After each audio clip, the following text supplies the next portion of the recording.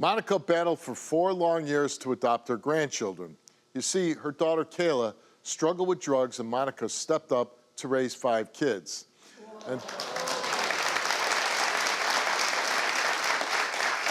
And things were going great until Christmas of 2024, when police banged on Monica's door with a search warrant accusing her of selling drugs out of her home and doing cocaine around the kids. I feel that the system is trying to railroad me. And my grandkids, they are my life. I don't go anywhere. I don't run the streets. I've never been that type of person. I've had a hard life coming up. I'm hoping for the truth to come out because they're all accusing me, all assume that I'm guilty of using cocaine. I've never used that drug before in my life. They now make me out to be a cokehead, and that's not me at all. Monica, take me back to the day that the police showed up at your door. Steve, the police didn't knock on my door. I heard a loud bang. I got up to see what was going on. And when I made it to my stairs, there was a police officer at the top of the stairs with a gun pointed at me. A gun pointed at you? Yes, a gun pointed at me. Frightening. Yes, it was. Accusing me, saying that they was there for suspicious of cocaine, that they had a search warrant. And I was stunned and surprised because I had nothing to hide. Yeah. Did you sell drugs out of your home? No, I've never sold drugs out of my home. What evidence did the police get to get a search warrant in the first place? They said that my husband had sold to an informant that wore an audio recording device. So was your husband selling drugs? That's what they say, but I had no knowledge of him selling drugs because he was never there. And did you ever ask him, hey, were you selling drugs? No, because he got arrested. Oh, and where's he at now? He's in prison. Oh, okay. Now, after the police showed up, they took your grandchildren for a few days, but they did give them back. Yes, they did. They took them for a few days. They moved in with a relative, and they said in a safety plan saying that I can get them back, but my husband could not be there, and that I had to go get a drug evaluation, a mental evaluation, therapy for me, therapy for my kids, and random drug screens. Did you do all that? Yes, I did all of that they asked me to do. And when you did your drug screens, they did come up positive for cocaine, right? Yes, they did. How did that happen? False positive, because they put a drug sweat patch on me, and I ended up going to the hospital because I had a nerve injury. And when I went there, they gave me medication, and I asked the doctor, would this medication affect the drug patch? And she tells me no, but I believe that the medication affected the drug sweat patch. So you don't do cocaine? No, I've never did cocaine. You never used it ever? Never. I asked for a hair follicle test. And that came back that you didn't use it? That came back positive, which I was thrown by because I've never used this drug. So they actually did hair analysis, and there was cocaine in the hair analysis? Yes, they did that in a saliva. Yeah. And they did the saliva test, and that came back what?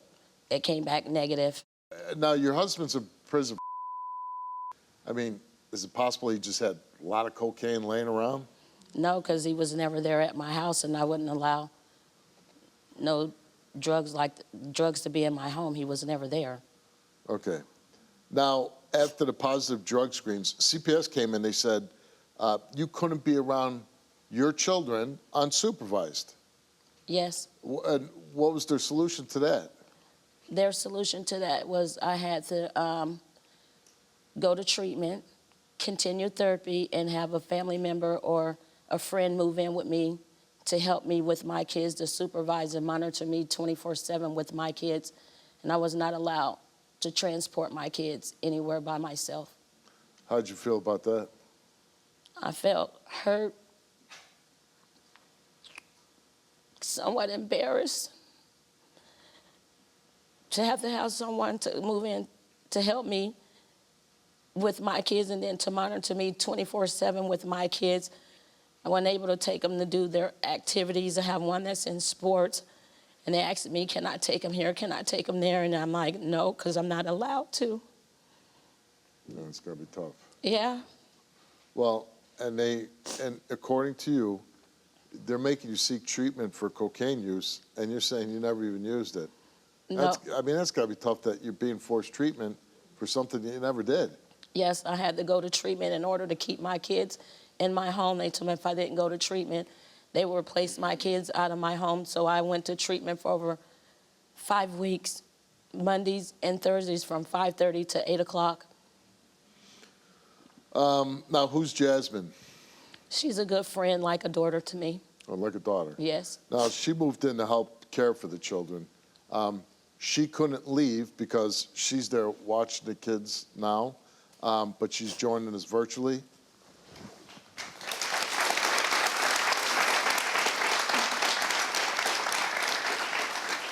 How you doing, Jasmine? Hi. Tell us about the day that Monica called you about moving in. She called me and let me know that she needed my help because if she didn't have someone move in and help her out, that the kids would get taken. And I didn't understand that. And I asked her to tell me about more what was going on because she was very upset and she was crying. I really couldn't make out what she was saying. She let me know that if someone didn't come and move in and help her out with the kids right away, that they would be removed. And I told her that, of course, I would help her out. And then I asked her what I needed to do and who I needed to talk to. And then she gave her caseworker my information so that she didn't leave out any of the details.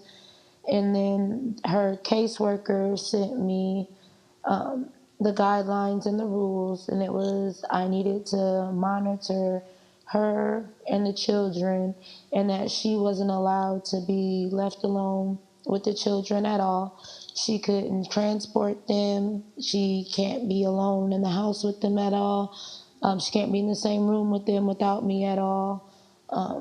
Now, when She can't. she came to you and said, "Hey, can you do this?" Did you have any understanding at all of what she was being accused of, or why this was happening? No, not until the caseworker told me what was going on. And when the caseworker told you, how did you react to that? I was still confused. I didn't ask the caseworker why she was accusing her of this. I asked her what happened and how she was being accused of this. And then she told me about the false positive from the sweat patch. And then I asked her, could she just get another one since all her urine tests had been clean? And she said that it wasn't that simple. Were you shocked that she was being accused of using cocaine? Very shocked. I've known her for a very long time, and I know that that's just not something that she would do. That's not in her character at all whatsoever. Do you think she sells drugs out of her home? I know she doesn't. Yeah, you know. Good character woman? Very. Very. What's life been like since you moved in? It's been different for us both. She's been very sad and not herself. I've known her before this situation, and I've known her after. She's very depressed. She's not the same. All she does is talk about trying to clear her name from this situation. And then I have a daughter myself. I've missed her first day of school because I've had to take the kids to their first day of school. And then her birthdays came up, and I wasn't able to spend the time with my daughter the way I've wanted to because I had to take care of the kids. So we've both just had You're a life sacrificing a adjustment. lot, too. You're sacrificing a lot. You're not accused of anything. Yeah. And I'll say this, Jasmine, it's pretty wonderful for you to step up to keep this kids together on Monica's house. Thank you. So we all applaud you for that. Monica came here to clear her name. Let's find out. Can I say something to her? Sure. Jasmine, I love you from the bottom of my heart, and I appreciate you moving in, help me keep my kids, my babies, And I really, really, really appreciate and love you very much for your helping me. You're welcome. I love you too.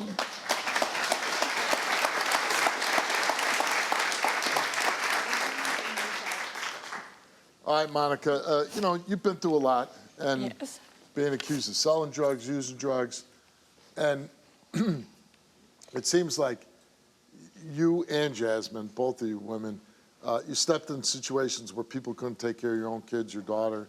You step in, you want to keep all your grandchildren together, you want to take care of them, and then it gets blown up.